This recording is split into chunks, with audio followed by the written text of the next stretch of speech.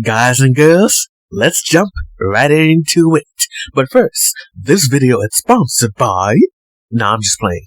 I wouldn't do that to y'all. But Constantine would like to say a few words. Alright then. On with the show. Number 1. At the previously being mentioned, Dylan makes his first appearance. Him and Alice meet at Bayside because the school was having carnival games. At one of the games, they both were playing ball toss, and Dylan beat Alice, but come to find out, Dylan actually cheated because the ball automatically went into the cup like a magnet. This got Neil excited for thinking it was magic. Alice was like, I knew something was wrong because I did this and that. I matched the angle correctly. This was some bull. After all this time, I thought he was my intellectual equal. Now, 2 things come to mind when she said that. Either Alice and Dylan both had the IQ of 180 and both then dropped to 162, or Alice dropped to 162 to make them both equals. Either way, they both still work. While it was already known Alice had a crush on Dylan, it's confirmed Dylan has a crush on her. So my prediction from episode 14 looks like it's coming true, where Alice and Dylan get together and Paige and Ernie get together. Only halfway there.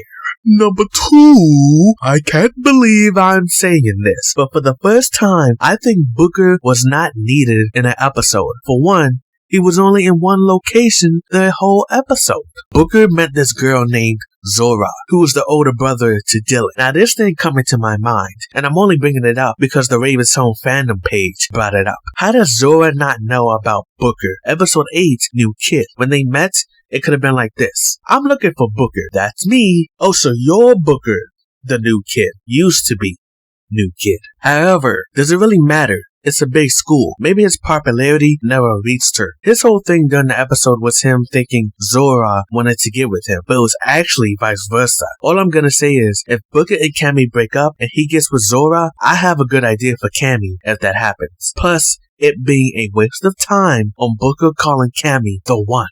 Number 3, Cammy was not in the episode, and the reason for that is she was on a school trip. Number 4, apparently Ivy's dad is a defense lawyer. Number 5, That's So Raven's episode, Smell of Victory, is the last time a carnival appeared in the Ravens universe. Number 6, when arriving to her job late, Raven says to Nikki, Booker got his head stuck in the banister. This brings back season 1 and season 2 memories, when his head was stuck and everything. Number 7, Nikki is confirmed as trans and is an Aries.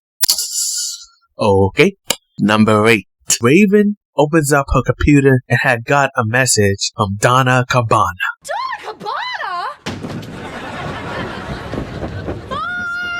That's golf, Chelsea. Yes, another classic TSR character, and looks like Anne-Marie Johnson never aged from the original show. She looks good. Donna's message is she wants to pass on her fashion empire to Raven. Though Raven questions why, after ruining lots of her events, Donna didn't forget, but she still thinks Raven can continue on her legacy. This gets Raven excited, and Donna still remembers Raven enough to know that she gets the high-pitched voice when she is excited. This makes Donna say, you're embarrassing yourself, because she knows that was her dream. Raven dreams what it's gonna be like when she takes over. She even has the Eiffel Tower in San Francisco. After the dream, I like time actually passed when this happened, because Nikki said Raven was laughing for 5 minutes. When they get there, Donna makes a lovely fancy entrance, and she says she had gathered San Francisco's best fashion designers. If I could make one little tiny change, I would have not only did she get San Francisco's best fashion designers, but the world's best fashion designers, because this could have been the chance to see Skylar Day return as Paisley. That would have been cool, right? Raven thought she was automatically gonna get the house of Cabonna, but Raven has to compete for it. Brandon, a combination of Brandon and Anthony, which I will call him Anthony for short, says, is she scared of competition? But Raven says she could handle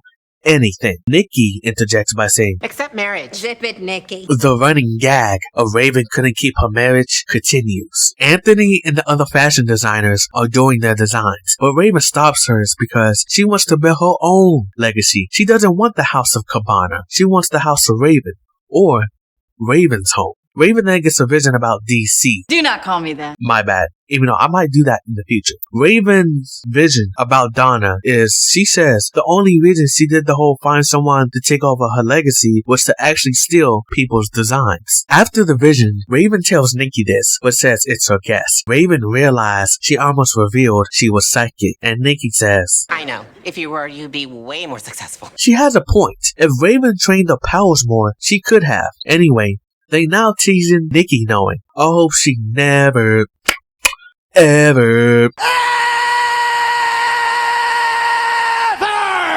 finds out, because I seriously don't like the Nikki character. Ivy and Neil found out for Booker. They'll probably find out about Raven eventually. Either Booker tells them or by Raven having a vision. They teased Alice finding out in the 100th episode. I'm fine with the teasing, but not everyone needs to find out.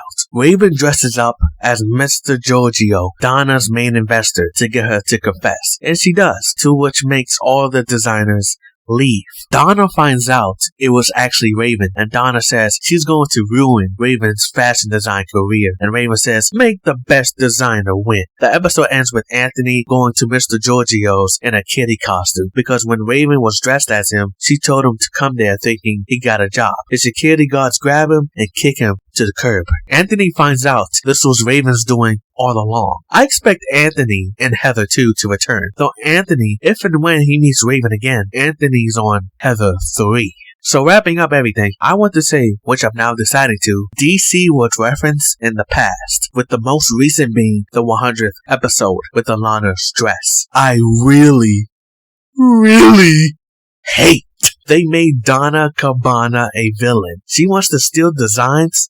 Come on. In the original, I would categorize her as a, anti-hero. Sure, she sometimes got on your nerves, but at the end of the day, she wanted her own material. No mention to Donna's husband Teddy or even Coco the dog.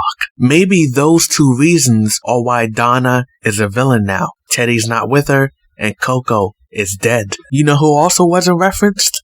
Tiffany. What happened to her? Is she still Donna's assistant? Does she have a new job? The building they were in wasn't the same from the original show, so maybe she was there during this episode. The assistant next to DC is one of her many employees. I hope Raven gets Jodie Shealing to come onto the show, cause she's still acting. So is that gonna be a running main plot for season 6 episodes? Raven versus Donna Cabonna? I don't know. Since Donna is stealing, Raven could just call Tanya, who was not referenced, take Donna to court, and be on Judge Giovanni. If the writers are truly making Donna a villain, I'm having Donna win, especially with how much more money she has than Raven. I want to know whose dumb idea was to make DC, Do not call me that. Donna Cabonna, a villain. I give the episode a 7.5 out of 10, but that's all I have to say about that. So with that being said, get your fingers up and say it with me, niggas. Bye.